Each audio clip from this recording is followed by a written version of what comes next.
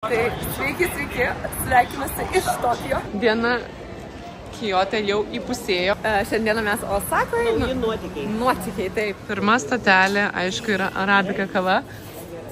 Labutis. Mili miega, šaunuolė, mes geriam kavą. Mano Kioto latė, aš apie šitą Kioto latę kalbu jau N laiko, bet jeigu esate Kiote, pabandykit. Jinai padaryta yra su kondensuotų pienų ir žiauriai skani. Na, taip, mūsų kelionė. Diena Kiote jau įpusėjo. Aš savo vaikulį nešu, savo antrą vaikulį, pirmą vaikulį tai yra. Nešu nešiokliai, nes jisai pavargęs. Mili miega, mano stumia, o mes vaikštom. Pala, apsuksiu kamerą geriau atrodys. Vaikštome šitom Kioto Nishiki area. Gerai, to aš tave pakeliu.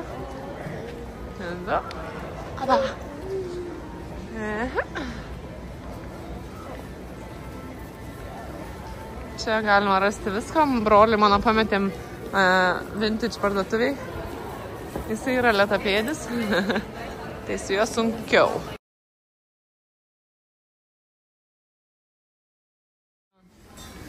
Visi pietaujame. Skanumėlis, ane Mavuli? Skanumėlis? Tai... Mamulis moka čys padaryti. Dominikai, kaip tavo? Šitas mano čys. Japoniška patirtis kol kas day one. Šitas mano čys, mačiate? Matau, jau ką.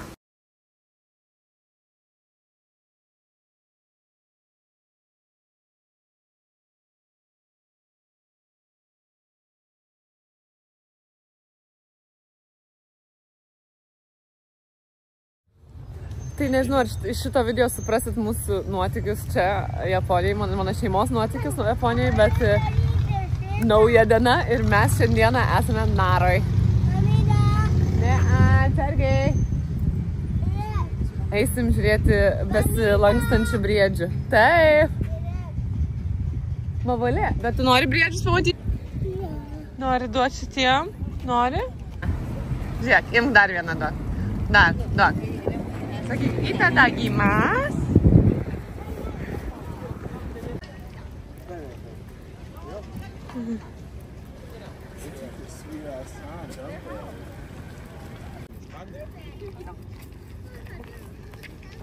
Mili, kaip sakai, itadakimasu, žiūrėk, ką padarė? Briedis?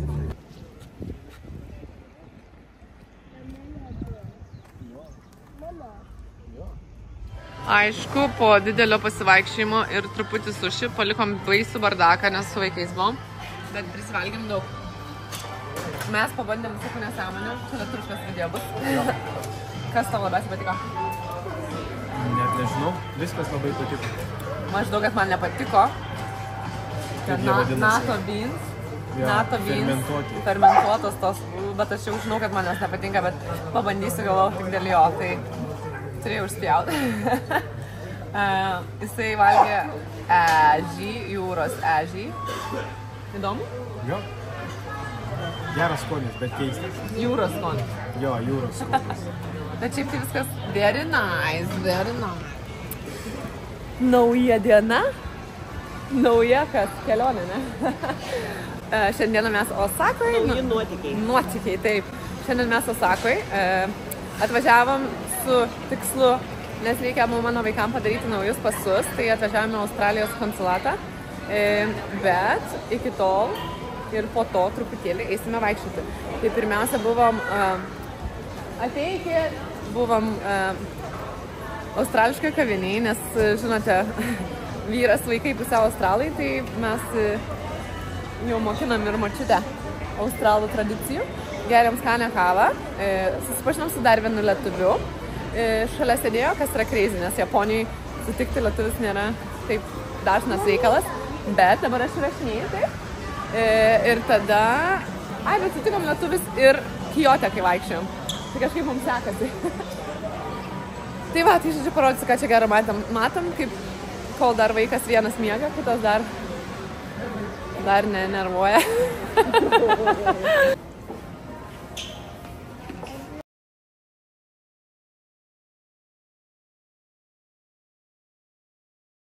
Tai va, pasai priduoti ir einam ieškoti valgyti, kai Osakai visą laiką tiek yra daug opcijų pasirinkti, kad labai sunku išsirinkti. Ir jau taip norim valgyti, kad man jau pilva skauda. Žodžiu, pažiūrėsim, ką valgom, pasakysim, ką valgysim, parodysim, ką valgom. Sakyk, dar parinka. Gal krevetė koks?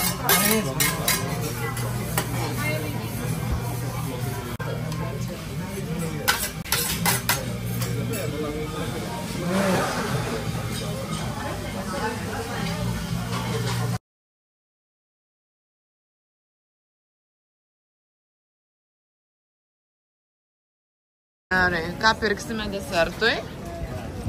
Parodyk, mamuli, ką pirksime desertui. Ačiū. O dar, aišku, tiek tik negana. Pirksime dar tokių skanumynų.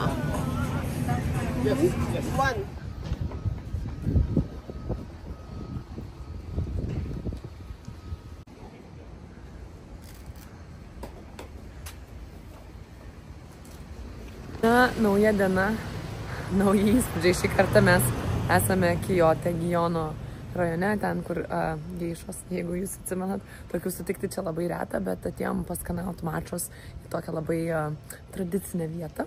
Tai mano mavukas miega po darželio, o mes einame čia ir gavom vietą. Va čia. Žiauriai cute.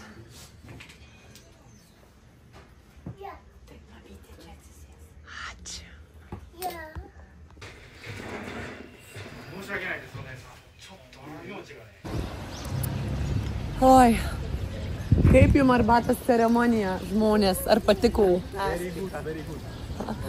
Fantastika, nors netyčia užsisakė, mamos mano mačą pirmą buvo, galvau užsisakėm su pienu, gavom tikrą mačą su vandeniu, tai buvo toksai biškai šokas, bet man skanu, jai irgi patiko, tai džiaugiuosi.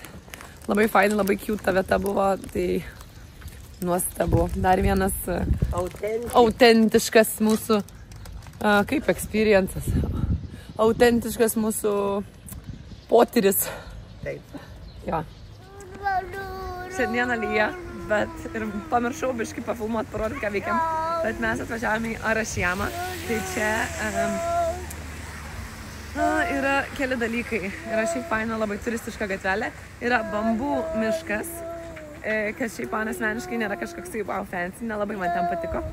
Buvau jau 3 kartus. Įdomu pamatyti, bet nėra kažkokio tokio wow.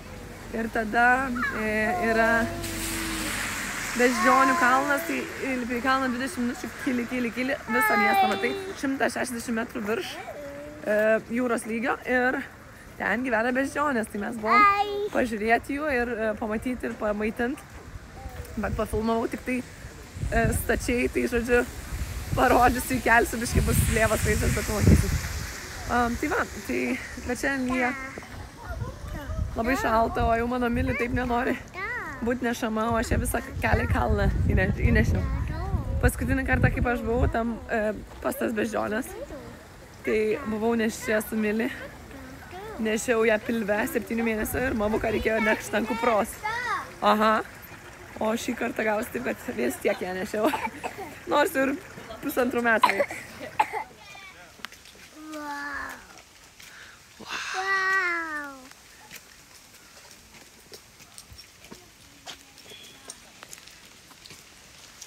Berneliai. Visi sulijo.